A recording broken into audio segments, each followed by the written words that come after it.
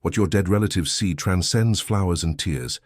Santa Fe's oldest cemetery holds a nurse who prays with bleeding knees and a brother who arrives in $1,000 shoes, both kneeling before the same cold headstone. Padre Pio's mystical testimony reveals a truth that shatters comfort. The departed witness not your hands placing roses, but the condition of your soul when you approach their resting place. What your dead relatives see when you visit their grave exposes the terrifying reality that love and deception cannot coexist beyond the veil. The dead know what you refuse to confess to yourself. Elena Morales pressed her palms against the granite headstone, feeling the cold seep through her nurse's scrubs like judgment itself. The rough texture of engraved letters spelling her mother's name, abrading her fingertips, until they burned with the kind of pain that felt like penance. The Santa Fe wind carried the scent of wet earth and dying marigolds, a combination that twisted her stomach because it smelled exactly like the hospice room where her mother had drawn her final breath 3 years ago. Surrounded by beeping machines and Elena's whispered apologies that came too late to matter. She had visited this grave every Sunday without fail, sometimes twice when the guilt became unbearable, carrying wilted roses she bought from the grocery store discount bin because her hospice salary barely covered rent and her mother's unpaid medical bills that still arrived like monthly reminders of failure. The cemetery stretched before her in rows of identical marble slabs, each one marking a life that ended and a family that may or may not remember. And she wondered with a desperation that made her chest ache whether her mother could sense her presence or if these visits were nothing more than performance art for her own tortured conscience. The other visitors moved through the cemetery with practiced efficiency, placing flowers and leaving quickly as if proximity to death carried contagion. But Elena remained kneeling on the damp ground until her knees became numb and the fabric of her scrubs soaked through with moisture that felt like tears the earth was crying. She whispered prayers in Spanish, the same prayers her mother had taught her as a child, words about forgiveness and eternal rest that now sounded hollow because Elena could not forgive herself. For the years she had been too busy with nursing school and double shifts to visit her mother's small apartment where loneliness had become a third roommate. The memory of her mother's final months haunted her with photographic clarity, the way her hands had become translucent, the way her eyes had searched Elena's face for reassurance that death would not hurt, the way she had asked repeatedly if Daniel would come to say goodbye, and Elena's lies that he was on his way, any day now, caught in traffic from Phoenix. Daniel never came, not even for the funeral, sending instead an obscenely large flower arrangement that the funeral director had praised, while Elena wanted to set it on fire and scatter the ashes like a curse. The wind shifted, carrying the sound of footsteps on gravel, the crunch of expensive shoes on the cemetery path that made Elena's spine stiffen,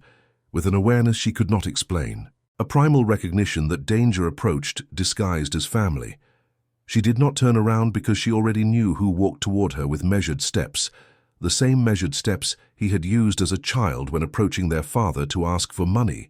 that calculated rhythm designed to project confidence while concealing desperation. The footsteps stopped 3 feet behind her, close enough that she could hear breathing, but far enough to maintain the emotional distance that Daniel had perfected over 2 decades of absence and excuses.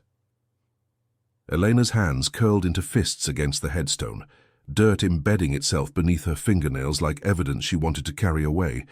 proof that she had been here, that she had not abandoned her mother the way others had, that her presence counted for something even if she could never know for certain. The silence between them stretched taut as wire, humming with everything unsaid, and Elena found herself counting her own heartbeats to avoid speaking first, to avoid giving Daniel the satisfaction of her acknowledgement or the relief of her immediate anger. She had imagined this confrontation 1,000 times during sleepless nights, rehearsing speeches about duty and abandonment and the specific ways his absence had carved holes in their mother's final days. But now that he stood behind her, breathing expensive cologne that smelled like boardrooms and moral compromise, all her words dissolved into a thickness in her throat that tasted like rage and grief mixed together. The cemetery felt smaller suddenly, claustrophobic, as if all the dead were pressing closer to witness this reunion, and Elena wondered if her mother's spirit hovered nearby, watching her children stand at her grave, unable to even look at each other. The thought made her want to weep or scream, but she did neither because Daniel did not deserve to see her break, did not deserve the intimacy of her raw emotion after years of choosing his real estate empire over phone calls that might have mattered. The sun shifted behind clouds, casting the cemetery in shadow that felt prophetic, and Elena finally forced herself to stand on trembling legs, joints protesting the long minutes of kneeling, her scrubs stained with grass and mud, in a way that made her acutely aware of how she must look compared to Daniel's inevitable perfection. She turned slowly, mechanically, her neck stiff with tension,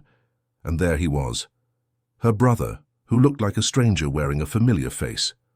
Older now, with silver threading through his dark hair and lines around his eyes that money could not erase. Dressed in a charcoal suit that probably cost more than Elena made in 3 months of wiping bodies and holding hands through the transition from life to whatever came after.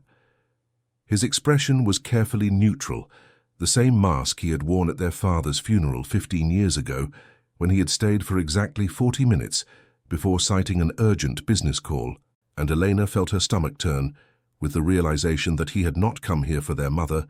but for himself, for the performance of grief, for the ritual that might absolve him without requiring actual change or genuine remorse. They stared at each other across 3 feet of cemetery ground that might as well have been an ocean, 2 people who shared blood and childhood, and a mother who had loved them both despite their failures, and Elena understood with devastating clarity that this moment would define something permanent between them. The question that burned in her mind, the question that had driven her to this grave every week for 3 years, suddenly expanded to include her brother. Did their mother see them now, standing at her headstone, unable to bridge the gap that money and resentment had created? And if she did, what truth did she witness that they themselves refused to acknowledge? The wind picked up again, scattering dead leaves across the grave markers, and Elena thought she heard in that rustling sound something like a whisper,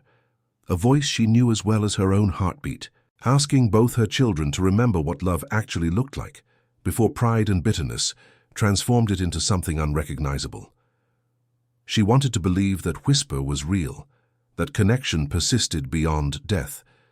But faith had become complicated for a woman who watched people expire daily despite desperate prayers and medical intervention. Daniel Morales stood before his mother's grave wearing guilt, like a second skin beneath his tailored suit, the fabric suddenly too tight across his chest, as if the weight of 3 years of avoidance had manifested as physical pressure trying to crush him from the inside out. He had rehearsed this moment during the 4-hour drive from Phoenix, practicing casual greetings and measured apologies that now evaporated under Elena's stare, her eyes holding an accusation so complete that words became obstacles rather than bridges between them. The cemetery smelled wrong, too organic and honest compared to the sanitized luxury of his penthouse office, where death remained theoretical and easily ignored, and he found himself resisting the urge to check his phone for emails that suddenly seemed obscenely trivial.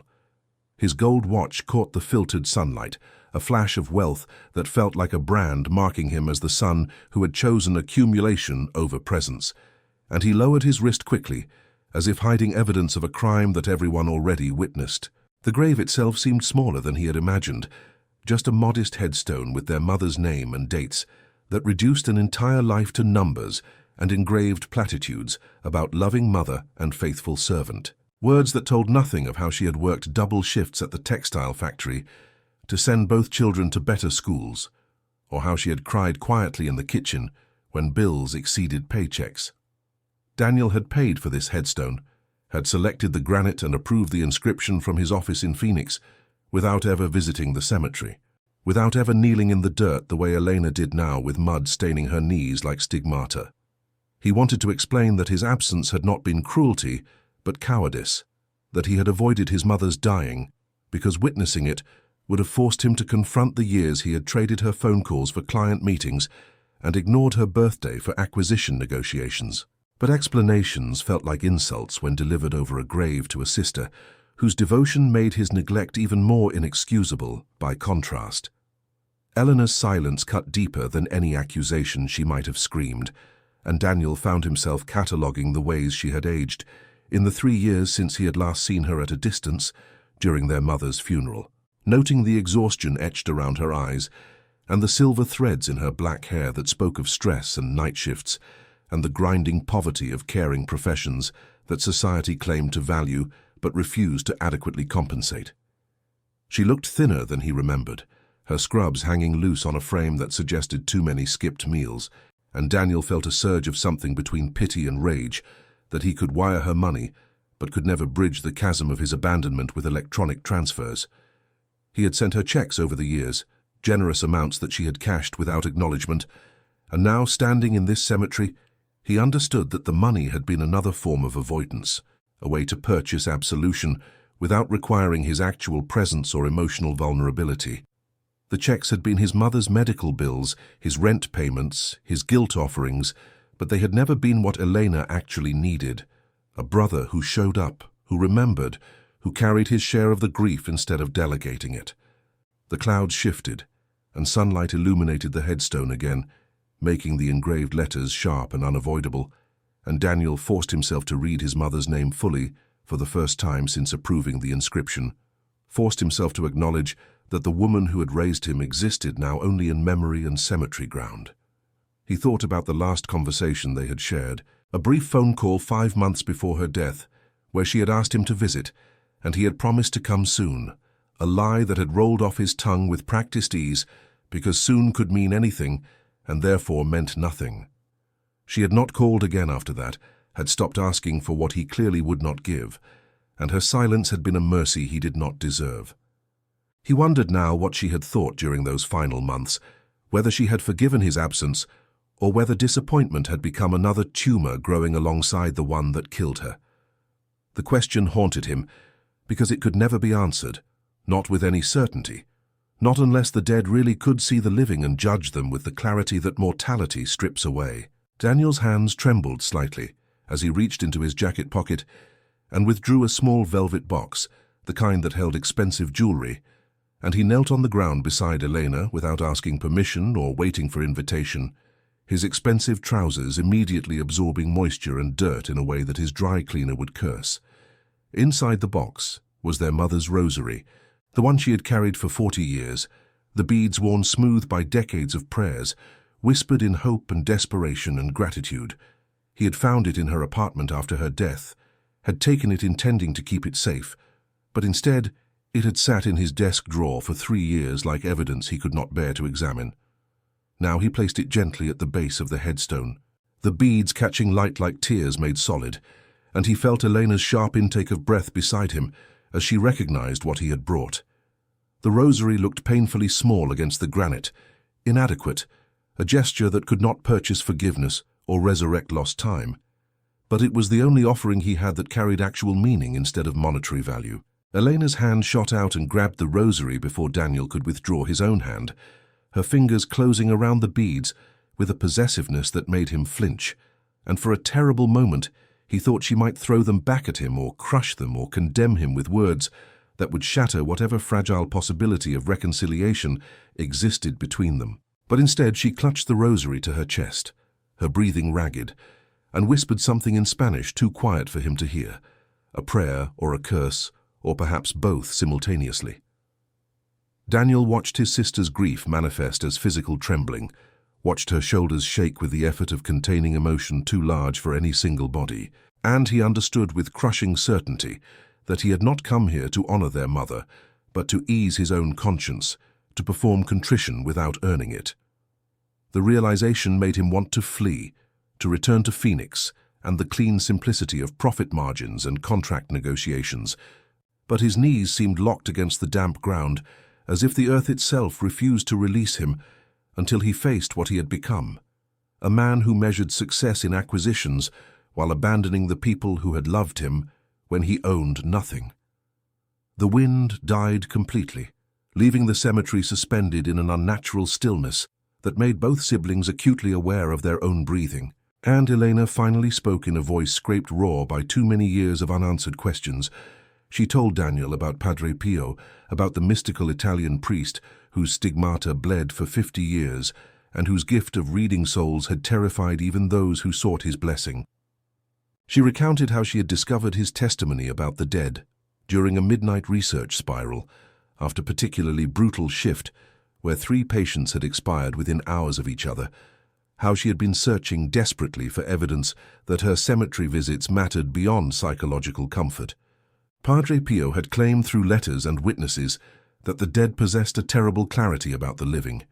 that they saw not the flowers placed on graves or the tears shed in performance,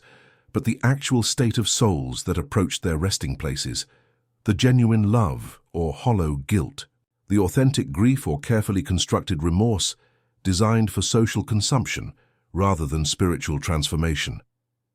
According to the testimony Elena had read in translations of Italian monastery archives,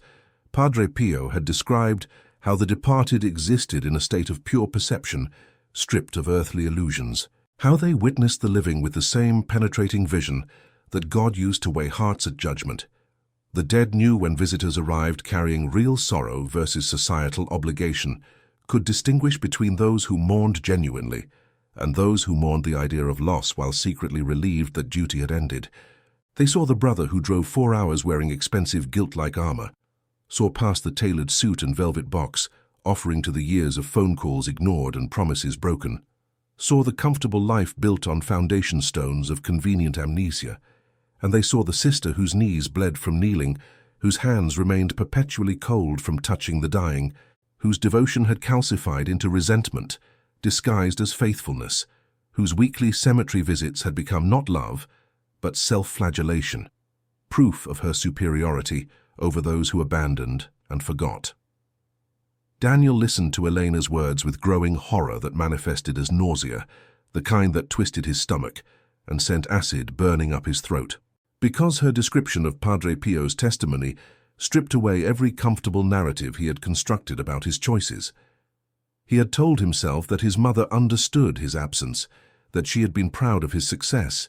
that the money he sent demonstrated care, even when his physical presence failed to materialize. But now facing the possibility that she saw past those justifications to the raw selfishness beneath, he felt exposed in a way that boardroom confrontations had never achieved. The thought that his mother might have watched him from beyond death, witnessing his continued prioritization of acquisition over memory, seeing him calculate whether cemetery visits were worth the drive, and finding them lacking, made him want to claw at his own chest until he could extract the guilt that sat there like a second heart-pumping poison instead of blood. Elena's voice gained strength as she continued, telling Daniel how Padre Pio had counseled the living to approach graves with absolute honesty, because deception became impossible in the presence of souls freed from flesh, how the saint had warned that performative grief caused the departed greater pain than genuine absence because it added insult to abandonment. The dead did not want flowers purchased out of obligation, or tears shed for social consumption, or elaborate headstones that cost more than years of their living comfort. They wanted the truth of hearts laid bare, wanted evidence that love had survived their departure instead of evaporating with their final breath. They wanted to know that their lives had mattered enough to change the living, to inspire transformation rather than temporary discomfort, to create bridges instead of merely decorating graves. The testimony suggested that every visit to a cemetery became a kind of judgment, where the dead witnessed who the living had chosen to become in their absence, whether grief had refined or corroded them, whether memory had inspired growth or calcified into bitter ritual. The weight of this revelation pressed down on both siblings with equal force but different implications, and Daniel found himself re-examining every moment of the past 3 years through this lens of spiritual accountability. He thought about the times he had driven past the cemetery exit on the highway, telling himself he was too busy, while knowing the truth was simply that he lacked courage to face what his absence meant. He thought about the charity gala where he had donated $50,000 in his mother's name and accepted applause for his generosity, while knowing that she would have preferred a single Sunday visit to any amount of posthumous philanthropy. He thought about the nights when her memory surfaced, and he drowned it in premium whiskey or the distraction of shallow relationships, choosing numbness over the grief that might have actually honored her by forcing him to change. And now, kneeling at her grave beside a sister whose devotion he had dismissed as martyrdom, he wondered if his mother saw all of it, saw him seeing it, saw the moment of recognition dawning across his face, like sun breaking through deliberate clouds. Eleanor clutched the rosary tighter, her knuckles white against the worn beads, and she told Daniel the most devastating part of Padre Pio's testimony, that the dead felt most sharply the love that arrived too late, the transformation that occurred after their departure, when it could no longer be shared with them, the genuine grief that had nowhere to land because the recipient had already dissolved into earth and memory. They witnessed the living finally becoming the people they needed while alive, saw children learning lessons that could have prevented so much pain if only learned earlier, watched relationships heal in absence that could have flourished in presence. This was the particular torture of those who died, knowing they were loved but unloved enough to be prioritized, who understood intellectually that their children cared but could never quite believe it enough to overcome the evidence of chronic absence. Padre Pio had wept, witnesses claimed, when describing this spiritual agony of the departed, how they existed in a state of seeing everything and being able to change nothing, of knowing truth without power to share it, of loving the living while watching them suffer consequences that simple presence could have prevented. The revelation hung between Elena and Daniel like a third presence, impossible to ignore, and equally impossible to fully comprehend. And for the first time in 3 years they looked at each other not as adversaries, but as fellow defendants standing trial before a judge they could neither see nor escape. Daniel's carefully constructed defenses crumbled completely, his shoulders sagging as if the weight of his mother's possible perception physically crushed him, and Elena saw in his face a grief so raw and unperformed that her own resentment began to crack like ice under spring sun. They remained kneeling side by side, two people who had once shared everything from bedtime stories to childhood fears, but who had allowed time and choices and unspoken disappointments to transform them into strangers who happened to share blood, and a mother who deserved better than either of them had provided. Daniel spoke finally, his voice barely above a whisper, confessing that he had not known how to be present for dying, because it required a vulnerability he had spent his entire adult life eliminating, admitting that watching their mother diminish had terrified him more than any business failure, because it reminded him that accumulation meant nothing against mortality, and that he had wasted years pursuing monuments to himself while neglecting the person who had actually made his life possible. He told Elena about the nightmares he suffered, where their mother stood in his office watching him ignore phone calls, with her name on the caller identification,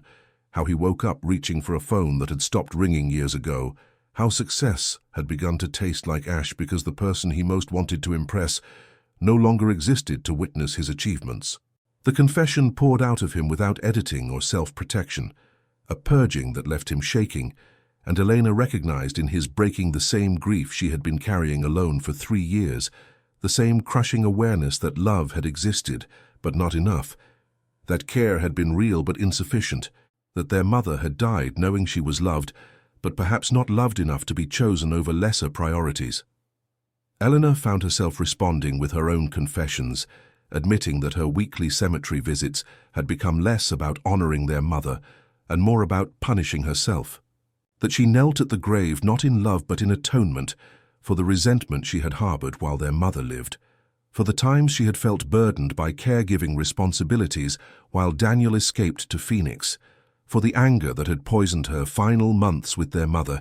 even as she performed dutiful care. She confessed that she had judged Daniel with such viciousness, partly because condemning him allowed her to avoid examining her own failures, that maintaining him as villain let her pretend to be hero, when the truth was they had both failed just differently, both chosen self-protection over genuine presence, both loved their mother while somehow not loving her enough to become the people she needed them to be. The admission felt like removing a tumor that had been growing inside her chest, painful but necessary, and she wept finally, fully, the tears she had been rationing for 3 years suddenly flooding out in great heaving sobs that shook her entire body. The siblings reached for each other simultaneously, hands finding hands with desperate grip, and they knelt together at their mother's grave, holding on like drowning people who had finally found something solid in churning water.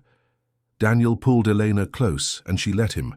pressing her face against his expensive jacket that smelled like cologne and moral failure, and underneath it all something familiar from childhood, the brother who had once protected her from bullies and shared his dessert when she cried. They remained locked together, crying into each other's shoulders, while the cemetery witnessed their breakdown with the indifference of stone and earth. Two people finally allowing themselves to feel the full weight of loss they had been carrying in isolation. The rosary pressed between them, beads digging into both their chests, a small discomfort that felt appropriate, a reminder that grief should hurt, that transformation required pain, that becoming who they should have been all along meant first acknowledging who they had actually been. When they finally separated, both faces swollen and wet, they looked at the headstone with new understanding, recognizing that their mother's perception, whether it existed in Padre Pio's mystical reality or only in their own guilt-sharpened imagination, demanded something more than flowers or money or even visits. She would want them to actually change, to let her death refine rather than define them,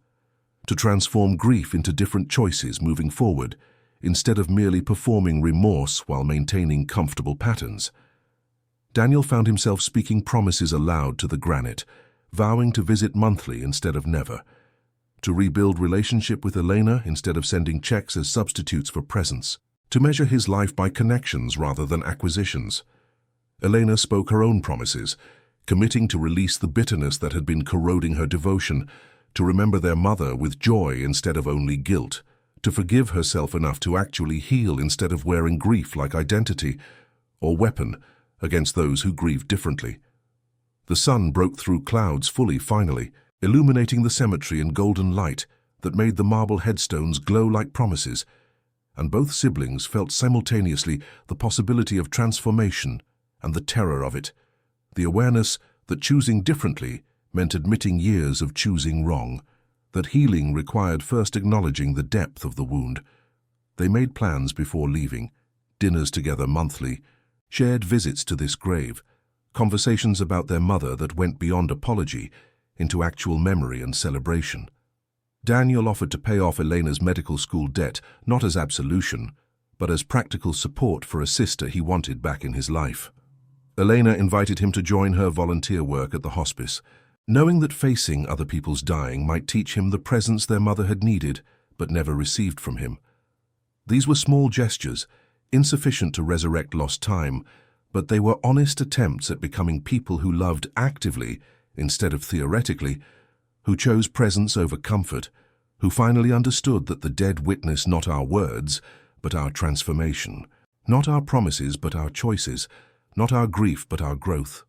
As they walked together toward the cemetery exit, leaving their mother's grave bathed in afternoon light, both siblings carried Padre Pio's testimony like a weight and a gift simultaneously, understanding that whether the dead truly witnessed the living or not, they themselves had witnessed their own truth reflected in the possibility of spiritual accountability. They had seen themselves as their mother might have seen them, stripped of justification and comfortable narrative, revealed in all their failure and potential simultaneously, and in that terrible mercy of recognition, they found not despair but strange hope. The awareness that acknowledgement forms the first step toward transformation, that confession creates space for change, that grief genuinely felt can refine instead of destroy if allowed to do its necessary work of breaking hearts open rather than hardening them closed.